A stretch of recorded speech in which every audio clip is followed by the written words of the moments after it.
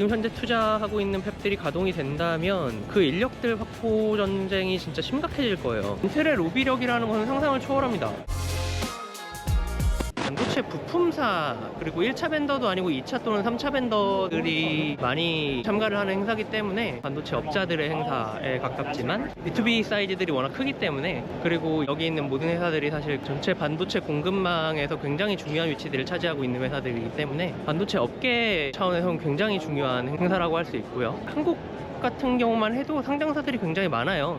이렇게 미국에 진출해서 좋은 성과들 만들고 또 거래처들 새로 글로벌로 확장을 하고 이런 그림들이 굉장히 훌륭하지 않나 하는 생각이 듭니다. 세미는 사실 반도체 장비 업체들의 협회예요. 그리고 세미콘 코리아 같은 경우도 코엑스 다 빌려가지고 하는데 굉장히 큰 행사예요. 세미콘 코리아가 중요한 행사가 된 배경에는 당연히 한국의 이제 거대한 메모리 파운드리 산업체인 삼성전자와 하이닉스 같은 회사들이 있겠죠. 배후 산업 그리고 이런 2차 3차 벤더들이 대기업이 있으니까 같이 성장할 수 있는 거고 같이 클 수 있는 거거든요. 그래서 그들이 삼성이나 하이닉스에 납품을 하면서 그걸 레퍼런스 삼아서 글로벌 시장에 진출을 하고 TSMC나 아니면 뭐 인텔이나 마이크론이나 이런 회사들에 납품을 할 수 있는 기회를 잡을 수 있는 거죠. 반대편에 또 한국관이 있습니다. 화성씨와 함께 오신 분들인데 다산, 선경 이런 한국 기업들이 있고 600개 이상 기업들이 참여했는데 미국 기업들이 한 60% 정도 되고 한국 기업들이 50개 이상 참여를 했어요. 작년보다 10% 정도 늘었다고 하고, 그래서 미국을 제외하고는 한국이 참가 기업 수로 2위라고 합니다. 한국나노종합기술원은 재밌는 유리기판을 선보이셨어요. 인터포저라고 하죠. 밑에 PCB를 대체할 수 있는 기술인데 유리기판 저는 실물로 저렇게 가까이서 보는 건 처음이라서 되게 신기하네요. 8인치 장비 틀에 맞춰서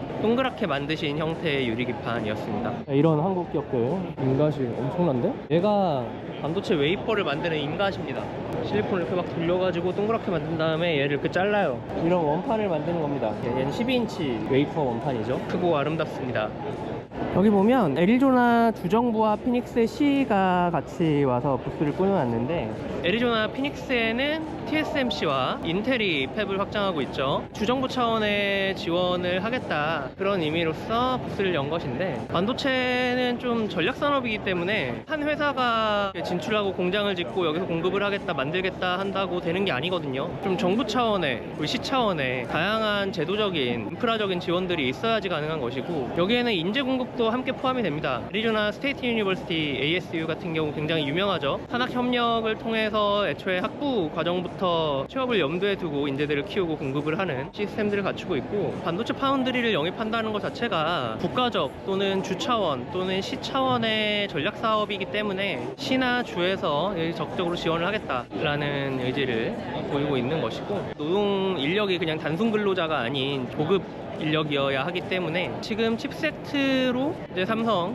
또는 인텔, TSMC가 굉장한 미국 내 투자를 집행하고 있지만, 이제 실제 공장이 지어졌을 때 어떻게 인력을 수급할 것인가에 대한 의문들이 여전히 있어요. 애리조나가 이번 칩세트를 기회로 해서 반도체 산업의 중심지가 되겠다는 의지를 갖고 있어요. 바이든 대통령이 찾아가지고 칩세트 선언하고 인텔 팹 들려서 인텔 CEO 팹 겔싱어도 악수하고 같이 사진도 찍고, 인텔이 그거 엄청 세게 홍보했죠. 사실 칩세트는 인텔을 위해 만들어진 법이에요. 기본적으로는 인텔을 통해서 반도체 생산지를 미국으로 다시 돌리고, 대만 침공 시나리오나 중국의 위협에 TSMC가 생산이 멈추는 이런 상황에 대응을 하겠다, 이런 큰 틀에서 진행되는 게 칩세트고, 삼성이 오스틴 옆에 테일러의 공장을 확장을 하면서 한국에서 삼성의 파트너로 일을 하고 있던 기업들이 기회를 잡고 미국의 법인을 열고 테일러에 납품하는 것을 토대로 해서 삼성 외에도 인텔이나 TSMC 같은 다른 기업들에 납품을 하겠다, 이런 기회들을 노리려고 지금 오신 거예요. 어떻게 보면 대기업의 글로벌 진출이 협력사들의 글로벌 진출의 토대가 되는 그런 그림이 되겠죠. 여기는 뉴욕주 부스인데, 뉴욕주가 우리가 잘 모르고 있지만 사실은 뉴욕주에 파운드리가 있습니다. 글로벌 파운드리스라고, 옛날 AMD가 갖고 있던, 지금은 중동자본이 갖고 있는 글로벌 파운드리스의 팹이 뉴욕에 있습니다. 이제 다시 미국이 반도체 생산 생산을 리쇼어링을 해서 미국 내로 돌리려고 하니까 일단 인력 문제가 엄청 커요. 공해산업 일을 하려고 하는 사람들이 별로 없고, 둘째로는 미국의 교육 수준이 그렇게 일반적인 노동력의 교육 수준이 높지 않기 때문에 그 교육받은 인력들이 이런 조금 위험한 산업에 투신을 한다라는 시나리오가 사실 미국 내에서 그렇게 쉽지가 않아요. 그래서 미국 입장에서는 적당히 교육을 받은 반도체 생산 라인에 투입을 할 수 있는 인력이 굉장히 귀합니다. 지금 현재 투자하고 있는 팹들이 가동이 된다면 그 인력들 확보 전쟁이 진짜 심각해질 거예요. 그 인력 문제 때문에 실제 팹이 가동될 수 있느냐라는 의문들도 현재에서는 굉장히 크게 제기되고 있는 상황이고, 인텔은 미국의 그냥 챔피언십 컴퍼니잖아요. 러몬도 장관이 그렇게 칭하던데, 인텔은 한 50년 전부터 막 오리곤주 같은 데랑 되게 긴밀한 관계를 가져오고 있고, 인텔의 로비력이라는 것은 상상을 초월합니다. 여기서 반도체 업계의 인텔의 포지션이 한국의 삼성전자의 포지션이라고 생각하시면 돼요. 국가적인 차원에서 깊은 관계를 맺고 있는 인텔이란 회사에 좀 우선적으로 인력이 공급될 수밖에 없지 않나 하는 생각이 전 좀 들어요. 그래서 이제 삼성도 텍사스주랑은 굉장히 긴밀한 관계를 갖고 있기 때문에 대학들과 협약을 맺고 지원도 하고 인력 확보를 위해서 좀 밑밥을 깔고 있는데, 아직은 좀 밑밥에 머물지 않나, 그런 한계가 있지 않나라는 생각도 좀 들고, 인력 확보를 위해서 좀 장기적으로 미국의 여러 협약이나 기부나 투자나 산학 협력을 좀 키워나갔으면 좋겠어요.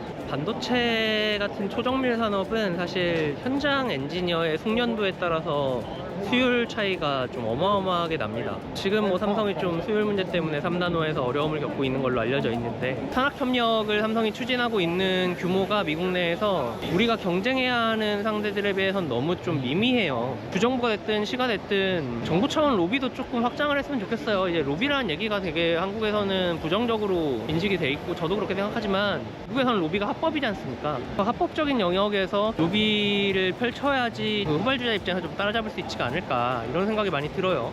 우리 강소기업들도 이 기회로 같이 미국에 진출해서 다른 고객사들 확보를 해서 좀 긍정적인 영향을 낼 수 있었으면 좋겠습니다. 반도체 쪽이나 석유화, 솔라, 배터리 쪽 관련된 금속 소재를 전문적으로 만들고 있고요. 반도체 쪽 관련된 부분이 있어서 오스틴하고 실리콘밸리에 오피스를 열면서 미국 관련된 비즈니스를 크게 확장시키려고 노력하고 있습니다. 파이팅입니다. 감사합니다.